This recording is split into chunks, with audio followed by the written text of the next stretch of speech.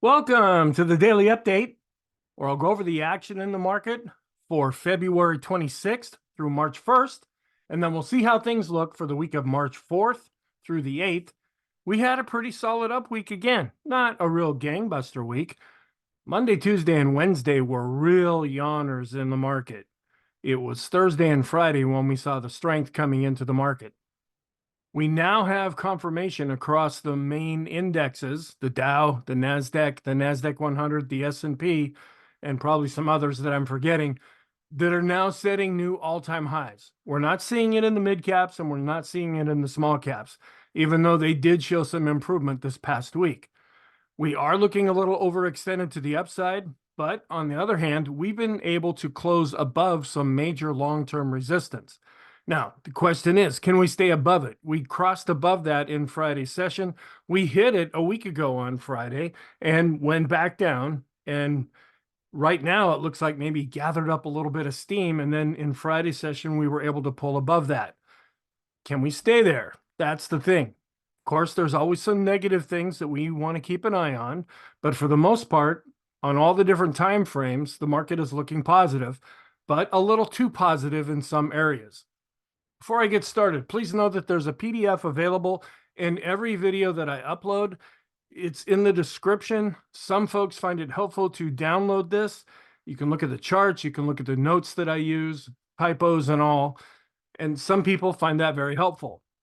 Also, I've just been introducing a new video called a What to Watch video.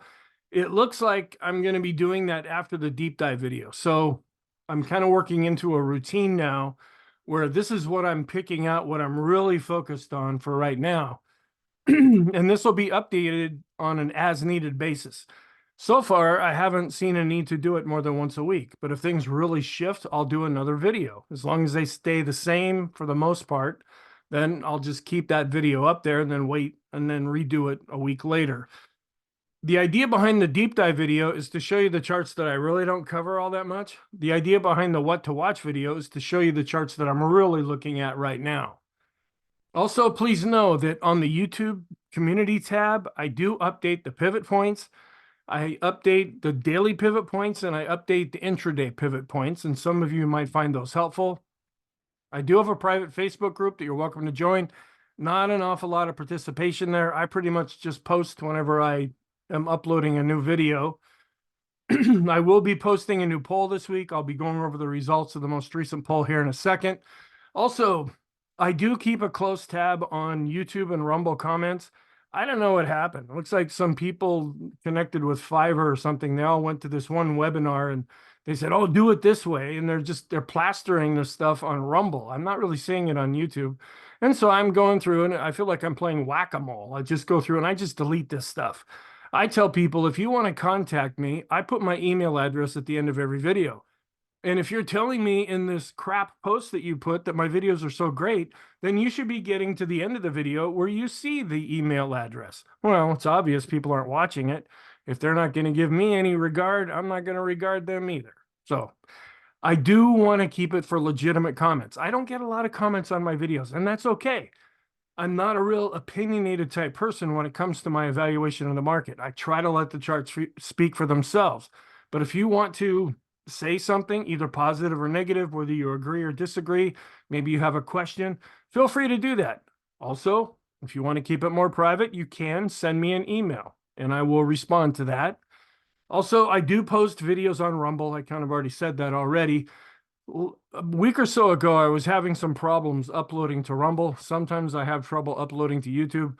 I try to be fairly consistent with when I upload the videos. So if they're out of line with each other, it's usually that one of the platforms is having some problems. And here's the link. It's also in the description below the video here. Let's go back and talk about this session of this past week. We were up 0.95%. And believe it or not, volume was above average. Now, Monday, Tuesday, and Wednesday, we were below average with volume, and we were just at average with volume on Friday. We saw a really spike up in Thursday's session, and that drove the weekly average up over the above average level as well. And we are positive with the technicals, of course. There'll be some things that we want to just be aware of here. The market seems to be in a very happy place right now. Of course, it's not going to stay there. It's going to find one reason to get overjoyed and go up too much, or become overly pessimistic and start going down. But at least right now, all is well in stock market world. But they're really happy with how inflation is unfolding. And also with interest rates starting to come back down a little bit, that did give some support to stocks. We want to keep an eye on all the different geopolitical things that are going on, but the market just doesn't know that there's wars going on in the world right now. And then the condition of our trend, we are still looking strong on the weekly chart. We're right on top of the moving averages on the daily chart. We can't really decide if we're going to start to make a stronger trend or we're going to go down and make a weaker trend. But on the weekly chart, we're positive. The green line's on top, and the ADX is above its moving average. So looking at the week, the Dow was actually down 0.1%, where the NASDAQ set a new all-time high. It was up 1.7%. The S&P also set another all-time high, up 0.9%. And believe it or not, you see this? This is not a typo. The small caps were actually up 3%. Now, they've got a lot of damage still yet to repair. But the fact that they're showing a bit of life, this is what we thought we were going to see in January. We started to see some of this in December, and then it fell apart. Is that going to be what happens this time? That's the question. All right. So for the week, here's some bullet points. The stock market was in a very narrow range. We had what's called an NR4, a narrow range for 4 sessions. And that's like a coil that's building up. We're not really sure if it's going to shoot to the upside or drop off a cliff. So we just kind of have to wait for that to happen. And then we did. We ended up shooting to the upside. So most of the real activity that we saw was on Thursday and Friday. The NASDAQ, S&P 500, and Dow and some other indexes also hit all-time highs. The mega caps and semiconductors, that's really what's helping the indexes to go higher with our S&P and NASDAQ 100. We did see more broad market support. We're seeing some improvement that's spreading out across the market now. And the small caps did have a very good week. We just want to see now, can it follow through? The earnings reports that came out and the economic reports that we had, for the most part, were taken as positive. Interest rates did decline. We're at 4.18% for the 10-year yield. And I guess I don't follow Apple all that much. I didn't even know they were thinking of making an electric car. An electric Apple. I don't know. It just doesn't sound good to me. But apparently they're not going to do that now. And then we did get some news from New York Community Bank. Basically, they're just saying here, we screwed up, we lost money, and we know it. And in this statement, they're trying to say it in a little nicer way. The thing that we're watching for is not so much with New York Community Bank. We're wondering, are there any other banks that are going to start to have these same kinds of problems? We are keeping an eye on this, where this is the blue line showing what inflation was doing from 1966 through 1982. We're still in this phase where we're coming down with inflation. The reason I keep showing this chart is because look at what happened after that. We don't know if it's going to play out that way, but it has happened like this before. So we just want to be aware of this. Also, we dropped to 4.18% for the 10-year yield. It is coming down, but we're still above that 4.02%, where that starts to bite into corporate profits, according to RenMac. Here's our poll. And this is from a week ago. The core PCE price inflation, it'll be released.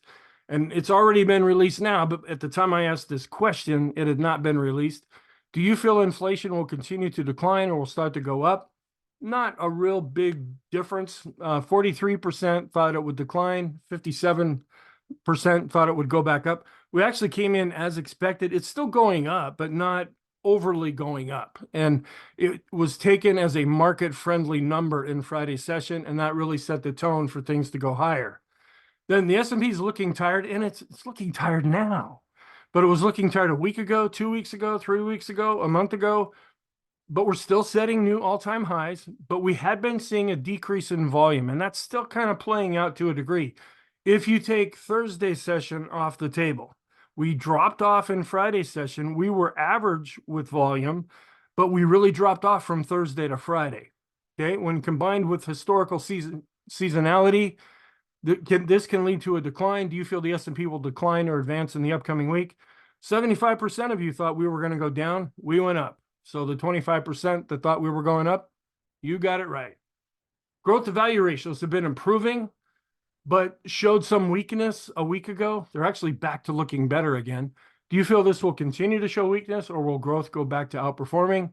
Growth will go back to outperforming, has a slight edge, and that ended up being what actually happened. The S&P did hit long-term resistance at 5111, and then we fell back. Do you feel that we'll be able to break through? Well, look at you folks here. 67% got it right, meaning that in Friday's session, it took a week, but we were able to get back above. And pretty early in the session, we broke above it like it was really no big deal. Then we wanted to see, can it stay above that level and close above that level? And it did. Here's looking at the revenues going forward. As long as this red arrow is going up, that justifies higher stock prices. Then we're looking at the ISM manufacturing index compared with the S&P. The purple line is the S&P, and it's just shooting off to the moon here. And this is a year-over-year change. That's why this chart looks a little bit different. And then we compare that with the US ISM manufacturing index, which has actually been declining slightly here. And then we did come down a little bit with this sentiment indicator. We were above this dashed line a week ago, but we've actually dropped down a little bit. However, when we look at our other sentiment indicators, we're getting pretty extreme positive currently. Then, believe it or not, there's actually a correlation between Bitcoin and NASDAQ. I'm not a Bitcoin person. I was years ago, and then I just kind of rode it out. Luckily, sold at the very top, and then watched it crash. Got into it again, and it's, anyway. But there is a pretty good correlation between Bitcoin and the NASDAQ. And this is kind of bearing that out. So if you're into those markets, they're seeing some kind of a correlation between the two. Then this is a chart that I've been talking about quite a bit. The takeaway from this is if the Fed is going to lower rates in a slow manner, that could be positive for stocks. And that's what the market is anticipating right now. When they have to lower rates very quickly, that's usually in response to something really bad that happened. And that usually bleeds over into the economy, and the economy falls apart, and then the stock market falls apart, not necessarily in that order. So for right now, we're kind of going with the slow cycle, but anything can happen at any time. FactSet just had a couple of charts here on the one post. It says that analysts are making smaller cuts than average to earnings per share estimates for the S&P 500 companies for the first quarter of 2024. This is what we're seeing over here on the right-hand side. Yeah, they're lowering them, but not lowering them as much as they have been. And this is just a graphical representation of how they are lowering the earnings per share. And that's common. And I've tried to point this out many times that when these analysts come out with their projections off into the future, it's going to be rosy. It's going to be way above what is probably realistic as we get closer and closer and closer to that actual quarter being the quarter that's going to report. Then they start to ratchet those down a bit and bring them a little bit more into reality. All right, here's our intraday chart. Going back to Tuesday, a real yawner. Wednesday, a real yawner. Thursday, this is where we started. Actually, I should go back to Monday. Monday, Tuesday, Wednesday. Really boring market sessions. We gapped higher on Thursday, but then it looked like we were going to head negative. We were able to see some late day buying. That is when things started to shift. Because when you see late day buying, that means the smart money is coming in and doing some buying. Remember, it's the amateurs who open the market. It's the professionals who close it. Well, they closed it on Thursday, and then we didn't see much of a gap on Friday, and then the buying just continued. And we were able to get above this 5111 level. We came up here. We topped out at about 5140, and then we settled pretty much at the high for the day and for the week. So looking at just the 5 trading days, all the different indexes, the NASDAQ 100 was up the most, followed by the mid caps. Hey, the NASDAQ and then the S&P, where all of the indexes ended up being up, with the Dow being up the least. Now, that's just the 5 trading days. The minus 0.1% I showed you for the Dow, that's Friday to Friday. And then this is going back to the beginning of the year, where we have all of the indexes are positive now, and the small caps are up 0.02%. Well, hey, that's positive, Looking at our sectors. The first area that I look at, since we had an up week, is what was up the most. Tech, real estate had a good week. What do you know about that? Discretionary showing some improvement. Energy was up. Yeah, materials, industrials. These are some kind of sleeper areas that are starting to come to life. Now, they're still underperforming the rest of the market. And I'll show you that when I go through the intermarket analysis video after this. But they are showing some signs of life, where the areas that ended up being down, financial sector, that mainly was due to Friday when New York Community Bank came out, and that kind of spread across the financial sector. Utilities are under a lot of pressure. Staples are going down, and then healthcare is also going down. I think it was United Healthcare came out with an earnings report that was not well received. Now, this is just looking way over on the right-hand side. This is the scooter score. The higher the score, the better looking that particular sector. We have tech, communication, financial, and industrials doing the best, where we have utilities way down here at the bottom doing the worst. This is a relative rotation graph. When we're in the top right-hand corner, that's a plus plus. Those are the strongest areas of the market. And this goes back a year. So we're seeing some shifting out here where real estate had been doing better. Now it's starting to not do as good. Communication, financial, and tech have been showing some weakness. And we're seeing a little bit of strength now when we look at the staples and healthcare a little bit here. I don't use this really heavily, but they are showing some improvement. Industrials, that's kind of the area that I picked out looking better. We're way down here in the lower left-hand corner, all by itself is the energy sector. And then utilities are right here. And then this is going back, looking at the different indexes, where we have the NASDAQ 100. This is the OEX, that's the S&P 100, the S&P 500. I think that's the blue one. And then the utilities, those are the ones that are really not doing very well. Transportation, that is a concern. We're not getting better with the transportation index. We're actually getting worse with that. So looking at the sectors for the week, look at what is in first place. Real estate, tech, materials, communication, discretionary, utilities. This is just the 5 trading days we finished. The other sectors were negative. Going back to the beginning of the year, we have tech, communication, and now those are the only 2 areas that are positive, followed closely by industrials, where we had been seeing discretionary, but now they're starting to lag a little bit behind. That had been a stronger area that's been pulling back. We'll see if that can start to get some strength. Keeping an eye on sentiment, we're actually down. We were at 79 on Thursday. We had an up day. We dropped down to 77. So looking at our historical chart, yes, we are above the 75 level. And we can stay here for a while. We stayed here last summer for a while. We were up here for a while at the end of 2023. It doesn't mean we have to just come right up here and then boom, go in the opposite direction. That can happen, but it doesn't mean that necessarily has to happen. A lot of folks are getting pretty happy right now. And the market at some point doesn't like that. It likes when there's a lot of doubt out there. That's when it tends to climb the most. Looking at the active asset managers, we did see an improvement, and they're not necessarily giving us an extreme reading right now. Here's another look. We came in at 88.99 for the active asset managers. Looking at the VIX, we declined with the line chart and the bar chart. So as stocks are going up, we're seeing the VIX coming down. The Ulcer Index is giving us just about as low a reading as it can and still be on the chart here, showing there's just no fear. We're seeing where a lot of folks are more bullish than bearish to get into the RIDEX mutual funds. When this spikes up, that's when they're fearful. When this really comes down to a low reading, that means they're bullish on things. And you could make a case that we're getting rather extreme. We're also looking extreme with Investors Intelligence. This is a few days old now, but we're above this 3 level, and we could go higher.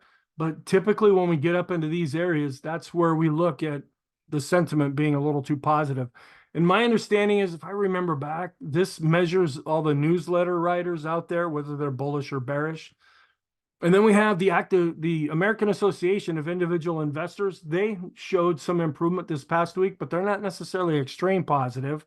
And we're watching the red line coming above 0 and showing some improvement there. So for right now, we can go with this if stocks continue to go up. But this is a week old, and with the Thursday and Friday up move, it would not be surprising if these individual investors become extreme positive. This is also positive. Even though it's going down, the black line just shows that the tech sector's outperforming cash. Looking at some economic indications here, this is the GDP now, where we did get the second estimate this past week. After that came out, they decided to lower this. We're still just a little bit up over 2%. where the economists out there are going anywhere from about 2.5% to the upside to about 1.25% on the downside. The takeaway from this is that they're looking at positive GDP. We want to avoid having negative GDP because if we see that for 2 quarters, that's kind of the definition of a recession. This is also what it's looking like going forward, and everything is positive for right now. Then looking at the spread between risky and not as risky bonds, this continues to go down, showing that there's just not a lot of fear, even in the bond market. And we're also continuing to decline with our Chicago Financial Conditions Index.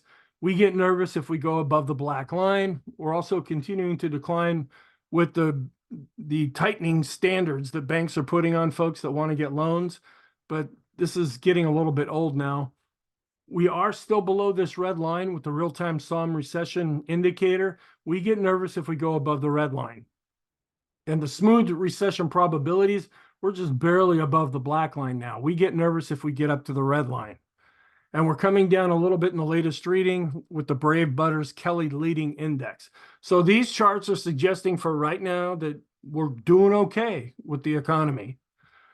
Looking at inflation, we did get PCE in Friday's session, and so we're seeing some of these numbers adjust.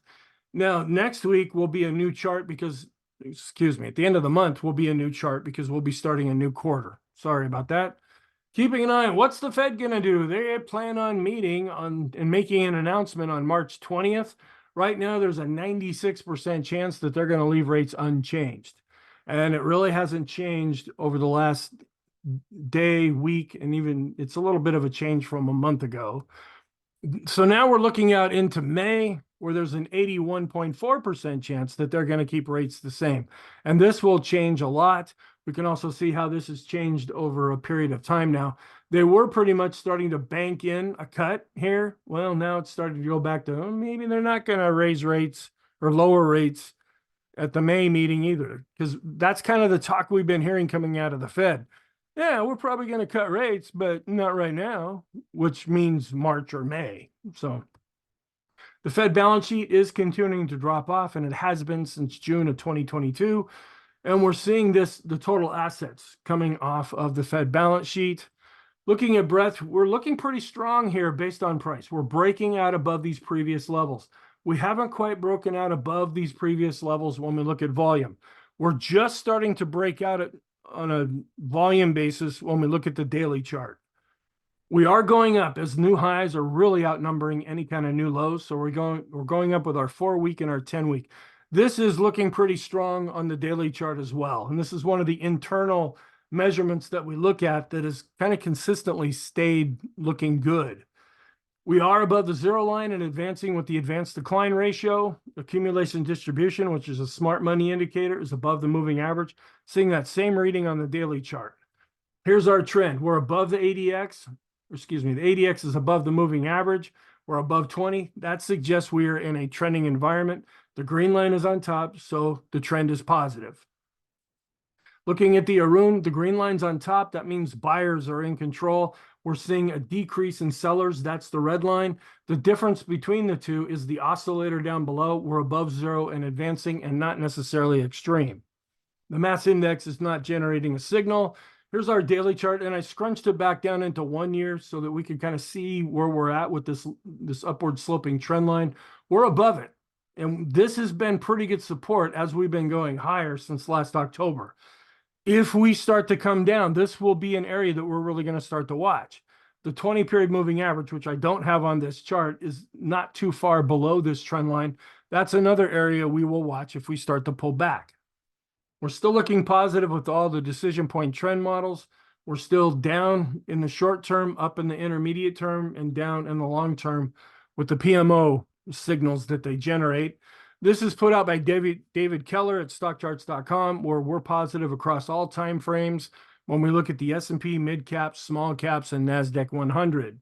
This is our trend channel. We're getting a little further away from the midpoint. So this is looking more positive, longer term. This is the big chart that I was focusing on, and I was really trying to hammer. We came right up to it last Friday and then back down.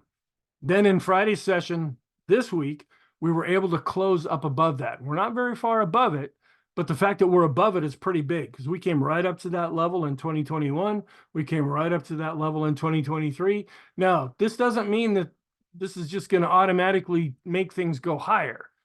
We want to know, can it hold on to this level? Because this could still present some kind of a downward push on the market if we fall back below that. But when we look at the trend, the red line's going up and prices above the red line. So the 50-period moving average is going up. The long-term trend for the S&P is positive. We ticked down a little bit, but we're still above zero with the McClellan oscillator. We're also turning back up based on price with the summation index.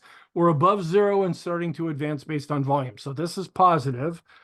And we're declining a little bit based on price. We're going up based on volume when we look at a weekly chart of the Swenlin trading oscillator, but we're above zero. So that is positive.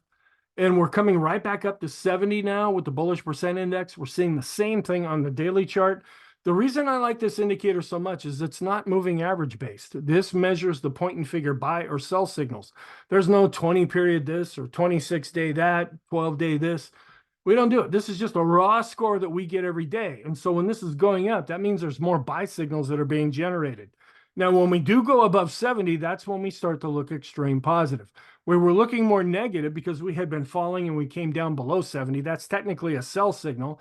Now that we're coming back up, we could go higher. But another thing that was causing some concern as the S&P was going up, we were seeing the bullish percent index go down. That's a negative divergence. We want to keep an eye open for that.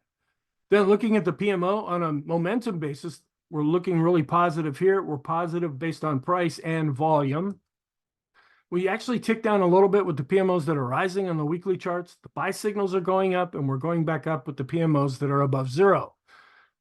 We actually closed outside of the upper Bollinger Band in Friday's session on the daily chart. We're still looking positive here and not giving an extreme reading. With the momentum here, we're seeing mixed pictures, but we're also getting very high readings at the same time on the daily chart. We're pretty much positive across the board, but you could also say, yeah, we're making some pretty extreme readings here. The one thing that we're not seeing in this chart that we are seeing on the daily charts are negative divergences. We're making higher highs pretty much when you look at all of these indicators. That's longer term positive. Chicken money flow. Really strong. You could make a case that we're getting a little extreme. Chicken oscillator, long-term, getting extreme positive with its reading. The force index is green and above zero. That's positive. We're turning back up after giving an extreme positive reading. We started to fall. Now the money flow index is going back up. Since we had the up week from this week to last week, we're above zero. Going back 50 weeks, we're above this red line, but we could still go higher than this. But this is just showing upward momentum. And the RSI based on 14 weeks is looking extreme positive. And we're just starting to become extreme positive with the two daily RSI indicators that we look at based on 14 days and 9 days. The weekly chart for the special K is still below the red line. So that's still longer term negative, where we're longer term positive on the daily chart. The Stochk RSI is extreme positive, but it can stay. It's been this way since December. We've been extreme positive. So that can last for a while. We're also extreme positive with the Williams percent R. We're extreme positive with the ultimate oscillator. The vortex is coming down, but still extreme positive, but it's still positive though. The copy curve's starting to roll over a little bit here. We're still negative on the daily chart. And we're not coming down to any of these support levels down below current price, at least yet. So this chart really isn't helpful. We're starting to turn back down with our 253 period moving average of the equity put call ratio. If that can really start to decline, that would be positive longer term. But we're still going up when we look at the VIX and then take a 3-month average of the VIX. When this goes up, that tends to be more negative. Looking at our different charts, the Heikin-Ashi weekly chart is positive. The Kegi chart is positive. The Renko chart is positive. The 3-line break chart is positive. The ease of movement did decline a little bit, but is still positive. And we didn't see any new X's drawn in here this week. We're still working off of the double top breakout, which is the same signal that's being generated on the daily chart. This is a weekly chart, so there is a little bit of variation here, but we're still looking pretty strong with the point and figure chart. When we look at our momentum studies longer term, we're looking good in the long term. We're going back up a little bit in the intermediate term. We're starting to turn back up in the short term. But remember, this is a weekly chart, so it's like really long term. We are positive with the Elder's impulse system for the S&P on the weekly chart, and we still have the dots underneath with the parabolic SAR. We did see the parabolic SAR on the daily chart turn back positive. It has the dots underneath now, so that's a confirmation. And here's some daily charts. This is what I've been watching, the small cap growth to value. It's really breaking out, and so far it's holding up. Not any real gangbuster move here, but it's better than chopping sideways, which is what I've been doing for about the last year. We're seeing a little bit more of a breakout here with the mid cap growth to value. We are breaking out now finally with S&P growth to value. This is the one that probably influences us the most that follow the S&P. And we're seeing a little bit of an improvement here when we compare discretionary to staples. This is another thing. We're right on the edge here. We're right below the red range here. We went up and then we came down. Well, now we're starting to go back up. Now, if we go up into this range, this red area, that means the market is expecting some kind of a move. We don't know if it's to the up or downside. So we'll just keep an eye on this. And then we look at a 20-period moving average study compared to the S&P. We're going up with the S&P. We're still seeing a negative divergence here, even though it has been showing some improvement. We look at a 200-period moving average study. This is also a negative divergence, and a 50-period moving average study. Even though all of these, well, not the 200, but the 50 showed some improvement on Friday, we are seeing longer-term negative divergences. And this is kind of my new take on Dow theory, but then I have another more refined look. We're setting all-time highs with the S&P. Yes, finally, we're setting all-time highs with the NASDAQ. So on a broader scale, these are confirming each other. Now, another way to measure this is instead of looking at the S&P, look at the S&P equal weight, and that's setting all-time highs, and compare it with the QQQs, which is the NASDAQ 100, and look at that equal weight, and this is setting all-time highs too. So we're seeing some confirmation when we look at different things. It's not only the Magnificent Seven. They're helping a lot, and they're really driving price up, but we're starting to see more participation from other stocks. We're still above this trend line. That's what I was trying to show you on the daily chart. If we fall below this, that's kind of what we'll be watching first. And then this is a daily chart of the total stocks. This also shows that it's not just the Magnificent Seven. Believe it or not, this is a weighted ETF too, like the S&P 500 is. And the fact that we're setting all-time highs here with 2,651 stocks, yeah, that shows that there's more broad participation. And then I just want to update this because pause this and read through this on your own. All I wanted to show you here is the chart. We had one spike up with the Hindenburg Omen. We're getting close to that 20 trading day window that we might pass. And we need to see another spike up before that 20 trading day window goes past. I think it was February 1st or right near the early part of February. So we're getting kind of close now. Believe me, if we spike up and confirm this, the perma bears are going to come out of the woodwork just screaming for a party because they want things to go down. Looking at the broad market, we're now in March. So looking at seasonality, we see better statistics than what we saw in January and February. And here's just a plain vanilla chart looking at the S&P setting all-time highs. The mid caps are showing some improvement, but not setting all-time highs. We're lagging behind here with the small caps. The Dow's in an uptrend. The NASDAQ's in an uptrend. The NASDAQ 100 is in an uptrend. Here's a weekly chart of the Qs setting all-time highs. The mid caps not setting an all-time high, but showing some improvement. We could get back to this level, just a little bit higher. The small caps, they've got quite a ways to go, but they're still in a longer-term uptrend. The NYSE setting all-time highs. All stocks are setting all-time highs. The 30 biggest software companies are in an uptrend and quite far away from setting an all-time high. The FANG index has been setting all-time highs recently as well. ARK, it didn't have that great of a week, but it's still in an uptrend. Keeping an eye on the banks, we've been chopping sideways on the weekly chart. We're still above 50 and going up with the RSI. We're still positive with the momentum, but it's starting to roll over. And then the deposits, we are seeing net outflows still coming out of banks. This is just a traditional look at Dow theory where we're setting all-time highs with the Dow. We're not even breaking out above previous highs with the transports. That's a non-confirmation right now, and that is a bit of a concern. Now, I don't use utilities in this measurement here. I follow them just because the Dow Jones Composite Average includes the Dow, the transports, and the utilities together. And really, the composite average is doing well, but it's not because of the transports and the utilities. It's getting most of its strength from the Dow. CRB index is in a longer term downtrend, even though it had an up week. Oil starting to go up a little bit, just a little bit under $80. Copper, we should be seeing a little bit of an improvement here since things are looking a little better economically. But who knows? When I do this video a week from now, I might be telling you how the economy is falling apart. The dollar is still showing some improvement and has been so both on the daily chart and here on the weekly chart. We were down a little bit this week, but since the beginning of 2024, it has been bouncing back up. Gold, and they're just sure it should have been to the moon 4 times by now. Yeah, it had a pretty good week, but it's not breaking out when we look at the gold ETF. Silver still it's in a downtrend still when we look at this weekly chart, but it's trying to recover a little bit. We are still in an uptrend when we look at the price of bonds on the weekly chart. Stocks continue to outperform bonds. We're still positive when we take the 1-month yield and subtract the 3-month yield. And here's a daily chart where we were really coming down. This is when the market really caught fire and started to go up. Then we kind of were going sideways around here in early 2024. But then we saw interest rates going up as the market was going up, and that was kind of strange. But now lately, we've been seeing rates coming back down, at least over the last couple of sessions.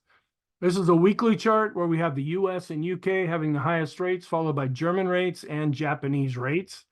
This is a chart that I've been showing for a while now. This is hitting that spike up when we got to 5% last October with the 10-year yield, because other times when we spiked, that usually meant something bad happened. Well, we're getting a little further away from that now, and other than this banking issue that we're seeing, there doesn't seem to be anything bad, at least yet. We'll see if that changes. This is also showing how things really spiked up and are starting to come back down. We're wondering if something is going to happen, but it really hasn't made itself known, at least yet. Here's an intermarket analysis chart showing how oil is doing the best going back to the beginning of the year, followed by stocks, the dollar. Gold has now turned positive. Bonds are improving, but they're still negative based on price. The NASDAQ to S&P 500 ratio, they're both hitting all-time highs, but the NASDAQ 100 is doing even better. The S&P 100 is outperforming the S&P 500. Growth continues to outperform value. And gold is really underperforming the S&P 500. And gold has also been underperforming the dollar. But as we saw the dollar go down a little bit and gold go up, we're seeing this turn back up slightly. Bonds continue to underperform stocks, and the low volatility stocks, we're just going down, down, down here. When you compare it to the S&P, discretionary continues to outperform staples, but we want to see more strength out of discretionary. And this means Tesla. The energy sector continues to underperform the tech sector when we look at this ratio. Here's a longer term look at some long secular type trend measurements that we use. We set that in October 2022. We're still in an uptrend. We also had 2 ZWAG NYSE breadth thrusts that were triggered over the last year. We're just coming up. It was March a year ago when the first one was triggered. Then we had another one triggered the end of October. And just to see one is rare. Now to see 2 of them is quite positive, and these are more or less indefinitely on the books, probably about a year. So at some point, this March one will fall off, most likely. The Zohorchak is still on a full-blown buy signal. And when we go back to the 87 crash and look at the trend line, we're above the trend line. That's positive. This is a shorter term look at that same chart where we're starting to get back above this trend line even further. We're looking okay with the NYSE new highs minus the new lows. We're above the 0 line and advancing. That's positive, and that's a broader market measure. We're also looking good when we look at the 50-period exponential moving average of the new highs and new lows. That's continuing to go up as well. That's positive. And when we look at the NASDAQ 100, we are breaking a little more decisively above this longer-term trend line going back to 2009. This is one that I've been bringing up in the daily charts. This is one that's got the perma bears salivating. We came up and we hit a high ratio. This is the .com boom, and then the bust after that. And we do this by looking at a ratio of the NASDAQ 100, which are growth stocks, tech stocks, and compare that to the Dow, which are considered more value, the stocks that have stood the test of time. And then we really tanked after that. It took us many years to get back up. We came right back up to this level in 2021. Then we entered 2022, which was a very difficult year. Now we're back up and we're actually starting to climb above this. The perma bears are basing everything around this chart being true, and then we're going to hit this level and go down. Now they could be right, but to base an entire scenario on one chart, I think is a real mistake. Then we look at similar to this is the QQQs to the small caps, where this is starting to come down after giving us a higher reading. We want to keep an eye on this too, but these are longer term measurements. We are seeing some improvement with the cumulative new highs, new lows for the NASDAQ, where it's starting to turn up here. And we're looking at the 3-month yield. It's going sideways right now, but we're above the levels where we were back in 2007. If this starts to drop because bad things are happening, that may give a signal to us that we're running into some kind of economic problems. We're just not seeing that as of right now, but that could always change. Now, this is just for Monday's session. What's the outlook? We are positive on the daily charts. We're becoming more overbought, but we can stay overbought for a long time. We're above that overhead resistance, that 5111 level, but we are coming into, we have another day or two of positive seasonality, but we could be coming into some weak historical seasonality. We're not going to have any economic reports on Monday, and then we want to watch all the things going on in the world that the market is not paying attention to. Here's the economic calendar for the upcoming week. We're going to get ISM non-manufacturing on Tuesday. That's a big one. And then the really big report is going to be on Friday with the employment situation report. Seasonality, this is for March. I'll go through this really quick, where we tend to follow the market 72.6% of the time. Whatever January does, the rest of the year tends to do. Well, we were up 1.6% for January. And when that happens, we end up having almost a 20% gain for that year. March typically sees mid-month strength and late-month weakness. It depends on what charts you look at. And we will be ending the first quarter when we get to the end of March. We're up 65% of the time, down 35% of the time, going back 74 years. I'll deal with this when we get closer to options expiration. Just looking at Monday's session, we're negative with the Dow and S&P, and we're neutral to negative with the NASDAQ. And this literally just came to me within a few seconds before I hit the record button. This is the daily chart for the Stock Traders Almanac. We'll be on the second trading day of the month. We're looking at the green dashed line for the S&P. We see a little bit of weakness and then a little more strength coming after this. We might have another day or so, but then we tend to see some weakness for a while after that. So be careful. Now, I'm not saying this is going to happen, but this is historically what has happened. Then when January and February are good, in spite of that, sometimes we see some weakness in March that we don't really start to turn back up until we get into April, based on what historically has happened. And then this is also suggesting when January and February are up, March tends to look good, and we tend to look good for the rest of the year based on the Carson research. We're wondering if we're beyond this little downward turn with the Stock Traders Almanac statistics here, where we might see a little bit of a bounce, or we still don't know if this is yet to come. And then when the current president is running for re-election, that's the black line, where we see some weakness here to the mid to latter part of March. It's the old idea that March comes in like a lion and out like a lamb. Well, we tend to start off looking really good, and then we turn into a lion, and then we're a little more bipolar and turn into a lamb later on. But the gains that we typically see during an election year will come after March, historically. Then here's looking at March itself, where the black area here, that's during an election year. So it's not necessarily one of the best performing months at that time.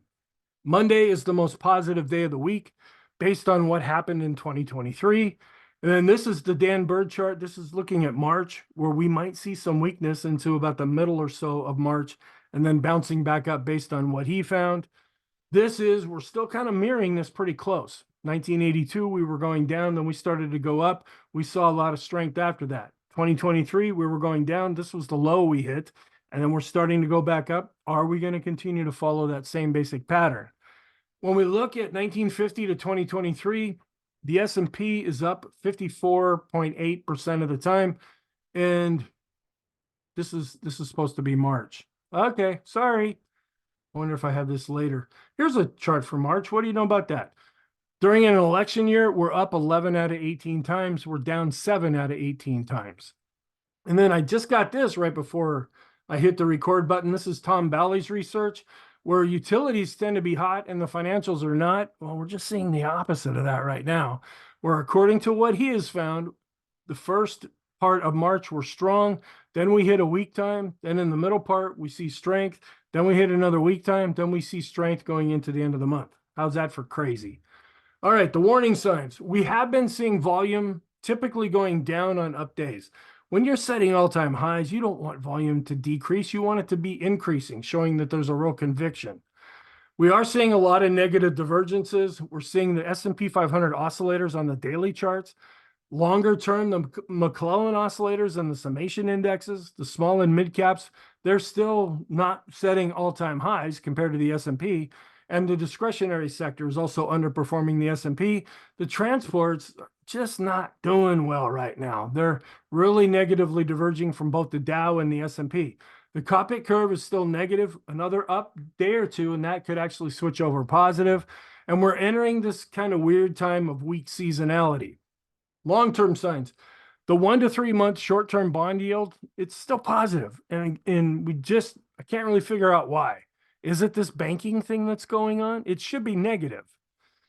The 3-month yield is above where we were back in 2007. I showed you that chart. We're kind of starting to go sideways with that now. If it really starts to fall and bad news starts to hit, that's when we're going to get nervous.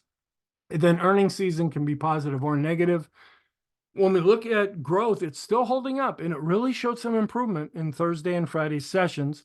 The 5-period equity put call ratio is going down. That's positive. The parabolic SAR is positive. The oscillators, even though they're extreme positive, they're positive. And so we kind of look at that for what it is. The vortex is positive. The momentum for the NASDAQ 100 is starting to turn back positive. Small and mid-cap growth is looking better, and I showed you those charts. And the financial sector continues to be in an upward trend. Long-term, those long-term weekly charts with the trend lines going back to 1987 and 2009, we're above those lines right now, and that's positive. The daily special K chart is positive, but the weekly chart is still negative. And our longer-term equity put call ratio, it is starting to come back down a little bit. It's bouncing a little bit. We want to see a little bit more of a resumption of the downward movement right now. The Zohar-Chak is still positive. The Russell, the small caps, and the mid caps, they do have positive trends. They're just not setting all-time highs. And then our new high, new low study based on 50 periods, that's positive. Another study that we do that's longer term, that's also positive based on the new highs and new lows. The cumulative NASDAQ new highs and new lows are also looking better. They're turning back up. And we've had 2 ZWAG NYSE breadth thrust buy signals that have been generated within the last year. And then seasonally and historically, this should be March. And March tends to be a little bit better than February. I forgot to update that. Longer term positive seasonality and setups are still deeper in the background and remain positive. So our conclusion, we're positive on the daily charts. We're starting to become more overbought, but we can stay overbought. We're above that overhead resistance. Can we stay above it? Is this weak seasonality going to start to come into play at some point? That's what we're watching in the short term. Intermediate term, we're really watching that overhead resistance. If we fall back below that, we're going to turn more negative. If we can stay above that, we will continue to look more positive. We're still looking a little overbought in the long term with a 150 and 200 period simple moving average that we follow. Thank you. I really hope you found this helpful. I will be posting the intermarket analysis video, the deep dive video, and then the what to watch video. I hope you're having a really nice weekend, and I will talk to you in the next video.